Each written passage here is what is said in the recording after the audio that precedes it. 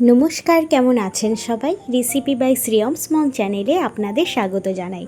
আজ আমি আপনাদের সাথে সর্ষে ইলিশ বা ইলিশ ভাপা মানে সর্ষে দিয়ে রেসিপি শেয়ার করব।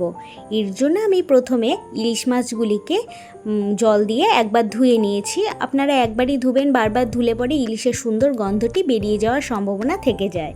যাই হোক, মাছ আমার ধুয়ে নেওয়া হয়ে গেছে।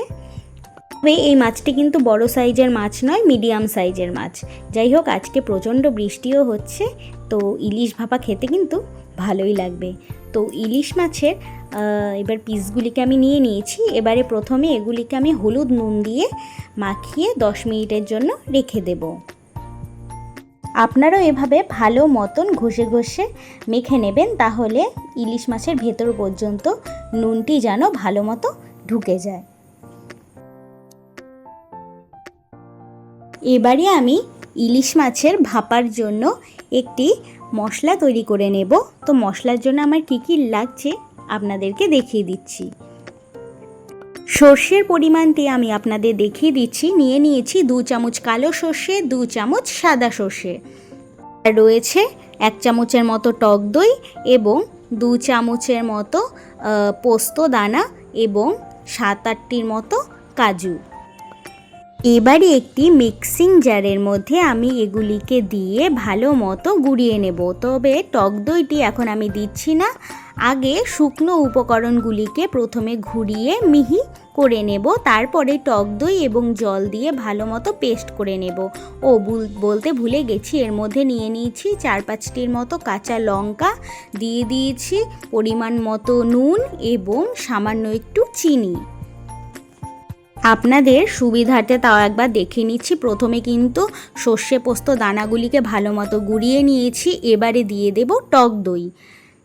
আগেই বলে দিচ্ছি, টক দই কিন্তু এখানে বেশি ব্যবহার করবেন না, পরিমাণ বুঝে করবেন, না হলে টক টক হয়ে যাবে কিন্তু। যাই হোক, আমার পেস্ট একদম তৈরি হয়ে গেছে। এবারে একটি টিফিন বাটির মধ্যে আমি সর্ষে পোস্তর যে পেস্টটি ছিল সেটিকে দিয়ে এক এক করে হলুদ নুন মাখিয়ে রাখা মাছগুলিকে সাজিয়ে দিয়ে তারপরে আবার মাছের ওপর দিয়ে এই মিশ্রণটিকে দিয়ে দেব।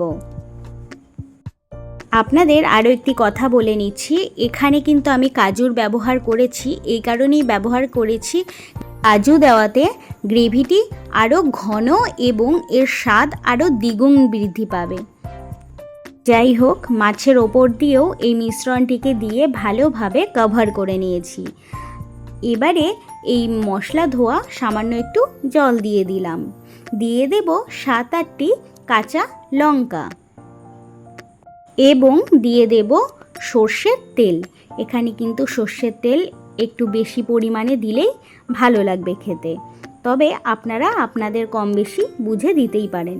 ভালো করে সামান্য একটু ওপর থেকে মিশিয়ে দিচ্ছি, তারপরে ঢাকা চাপা দিয়ে আমি ভাপানোর জন্য বসিয়ে দেব।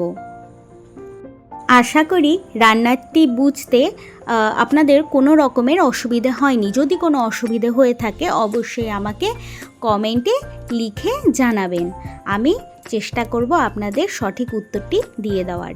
যাই হোক, রেডি হয়ে গেছে। এবার ঢাকা চাপা দিয়ে আমি জল প্রথমে ফুটিয়ে নিয়েছি, তার উপরে টিফিন বাটিটা দিয়ে ওপর দিয়ে নোড়াটি দিয়ে দেব, তাতে কোনোভাবেই যেন ভেতরের বাষ্প বাইরে বেরিয়ে আসতে না পারে।